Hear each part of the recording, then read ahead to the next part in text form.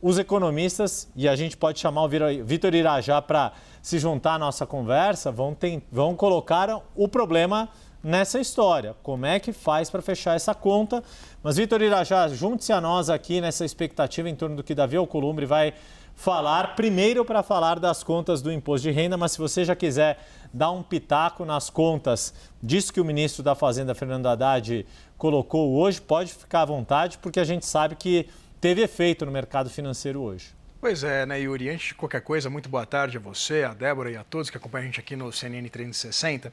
Yuri, há uma preocupação do ponto de vista de impacto fiscal, porque essas contas, elas foram consideradas por alguns agentes econômicos, algumas instituições financeiras, um pouco aquém daquilo que de fato seria projetado do ponto de vista de renúncia de arrecadação com o projeto que isenta o imposto de renda para aqueles que ganham até R$5 mil. Porque num primeiro momento, o governo falava apenas com essa isenção de quem ganha até R$5 mil, né, sem pensar nessa alíquota escalonada para quem ganha até R$7.350, num impacto fiscal de R$25 bilhões. Isso diziam as contas oficiais. Alguns agentes econômicos, algumas instituições financeiras apontavam um impacto da ordem de R$45 bilhões aproximadamente.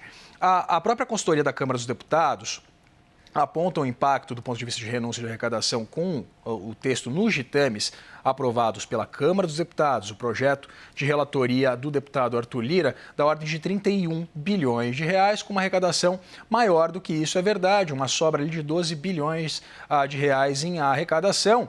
Isso é evidente se não houver qualquer tipo de evasão do ponto de vista fiscal. Há uma outra preocupação acerca exatamente do impacto inflacionário dessa medida, porque alguns economistas classificam que esses R$300, que são importantíssimos para a conta, principalmente dessas pessoas das camadas mais baixas do universo de salários, elas virariam consumo. Porém, a sobretaxa de 10%, aqueles que ganham mais de R$50 mil por mês, também a taxação de dividendos, não seria suficiente para suprimir o consumo, o que poderia, inclusive, impulsionar, evidentemente, o nível de atividade econômica, mantendo essa inflação ainda mais pressionada e, evidentemente, também obrigando o Banco Central a manter essa política monetária bastante restritiva. Hoje, a gente tem esses juros a 15% muito restritivos para o crescimento econômico, para a manutenção do nível de atividade. Porém, por outro lado, a gente tem exatamente o governo puxando a corda para lá. Se o Banco Central...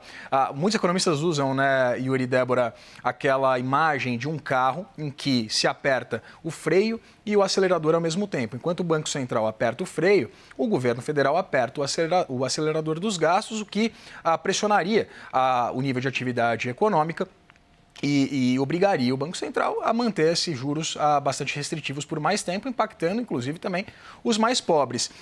Então, essa medida, na verdade, ela dialoga, Yuri, com essa outra proposta sobre a qual você falava, né, que foi trazida pelo ministro da Fazenda, Fernando Haddad, com uma perspectiva de dar vazão a algum tipo de projeto que subsidie a passagem de ônibus, de trem, para os mais pobres, com um impacto fiscal bastante relevante. Há alguns projetos, por exemplo, que já estavam nas gavetas do Congresso Nacional. Tem dois projetos, se eu não estou enganado, que um deles envolvia uma renúncia, ou melhor, um impacto, fiscal da ordem de R$90 bilhões.